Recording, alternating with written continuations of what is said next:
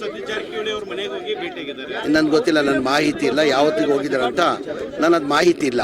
ತಾವು ಹೇಳ್ತಾ ಇರೋದು ನಾನು ಕೇಳ್ತಾ ಇರೋದು, ನನಗೆ ಮಾಹಿತಿ ಇಲ್ಲ. ಅದು ಮಾಹಿತಿ ತಿಳ್ಕೊಂಡು ಹೇಳ್ತೀನಿ ನಾನು. ನೀವು ಹೇಳ್ತೀರಿ ಟಗರು ಗಟ್ಟೆ ಕೂತದಂತೇಳಿ, ಆದ್ರೆ ಮಹಾನವಮಿ ಏನು ದಸರಾ ಹಬ್ಬದ ಮೇಲೆ ಟಗರು ರಾಜೀನಾಮೆ ಕೊಡ್ತಾರೆ ಯಾರು ಹೇಳ್ತಾರೆ? ವಿಜೇಂದ್ರ ಅವರು ಹೇಳ್ತಾರೆ. ವಿಜೇಂದ್ರ ಅವರು ಹೇಳಿದ ತಕ್ಷಣ ರಾಜೀನಾಮೆ ಕೊಡ್ತಾರ? ಕಾಂಗ್ರೆಸ್ ಪಕ್ಷದ ಹೈಕಮಾಂಡ್ ಅವರ ವಿಜೇಂದ್ರ ಅವರು BJP ಪಕ್ಷದ ಅಧ್ಯಕ್ಷರು. ಅವ್ರು ಹೇಳಿದ ತಕ್ಷಣ ರಾಜೀನಾಮೆ ಕೊಡೋಕ್ಕಾಗ್ತದ?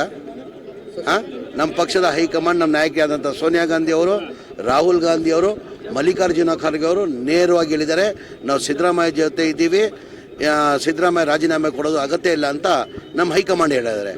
ವಿಜೇಂದ್ರ ಅವ್ರು ಯಾರು ಹೇಳೋಕ್ಕೆ?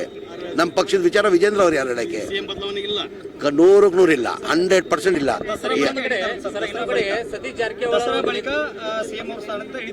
ಸರ್ ಅವ್ರು ಹೇಳ್ತವ್ರೆ, ಅವ್ರು ಯಾರು ಹೇಳಕ್ಕೆ? ಯಾರು ಅವರು? Who is Vijendra? ಅವರು BJP ಅಧ್ಯಕ್ಷರಾಗಿದ್ದಾರೆ. ನಮ್ಮ ಕಾಂಗ್ರೆಸ್ ಪಕ್ಷ ಇದು.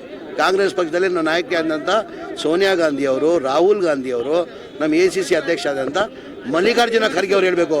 ಮಲ್ಲಿಕಾರ್ಜುನ ಖರ್ಗೆ ಅವರು ನಮ್ಮ ಹೈಕಮಾಂಡ್ ನೇರವಾಗಿ ಹೇಳಿದ್ದಾರೆ, ನಾವು ಸಿದ್ದರಾಮಯ್ಯ ಜೊತೆ ಇದ್ದೀವಿ, ಸಿದ್ದರಾಮಯ್ಯ ಅವ್ರು ರಾಜೀನಾಮೆ ಕೊಡೋದು ಅಗತ್ಯ ಇಲ್ಲ.